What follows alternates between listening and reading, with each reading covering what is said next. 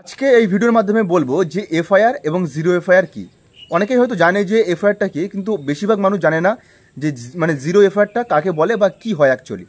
তো সবার প্রথমে এটা বলবো যে এফআইআরটা কি। যদি এফআইআর সম্পর্কে বললে তোমাদের বুঝতে সুবিধা হবে।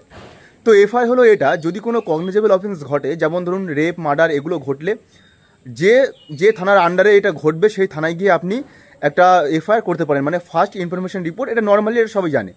কিন্তু জিরো এফআইআর হলো এটা যে আপনি জিরো এফআইআর যে কোনো থানায় আপনি রেজিস্টার করতে পারেন। ধরুন এক জায়গায় আপনার সাথে একটা ক্রাইম ঘটেছে, কিন্তু আপনি অন্য জায়গায় আছেন, সেখানে গিয়েও আপনি এই জিরো এফআইআরটা করতে পারেন। ধরুন যেখানে মানে ক্রাইমটা ঘটেছে এবং আপনি যেখানে অন্য জায়গায় আছেন, সেখানে আপনি খুব বিপদের মধ্যে এবং খুব ডেঞ্জারের মধ্যে আছেন, এবং সেই জায়গায় গিয়ে আপনি একটা জিরো এফআইআর করতে পারেন। এবার সেই থানায় এফআইআর করার পর সেটাকে আপনার সাথে যেখানে সেই ক্রাইমটা ঘটেছিল বা যে এলাকায় সেই ক্রাইমটা ঘটেছিল সেই থানার আন্ডারে, মানে সেই জায়গার আন্ডারে যে থানা থাকবে সেখানে কিন্তু এটা ট্রান্সফার করা হবে। একদম ক্লিয়ার। আর উদাহরণস্বরূপ যদি বলা যায় যে ধরুন আপনি দিল্লিতে আছেন, দিল্লিতে আপনার সাথে একটা হ্যারাসমেন্ট করা হলো এবং আপনি কলকাতায় চলে এসেছেন, এবং কলকাতায় এসে আপনি একটা জিরো এফআইআর করতে পারেন।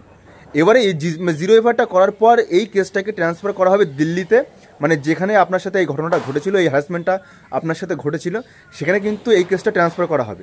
এবং সেখানে ট্রান্সফার করার পর সেই যে পুলিশ আছে সেখানকার, সেটা কিন্তু এটার উপরে ইনভেস্টিগেট করবে এবং তারপর অ্যাকশান নেবে।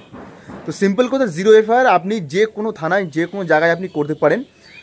যদি ভাবেন যে আপনি খুব বিপদে আছেন, তো সেইখানে গিয়ে আপনি যে কোনো থানায় একটা জিরো এফআইআর করতে পারেন। আর এর জন্য কোনো এমন নয় যে আপনাকে যেখানে অফেন্স ঘটেছে সেখানেই করতে হবে, এমন কোনো ব্যাপার নয়। আপনি যে কোনো জায়গায় করতে পারেন।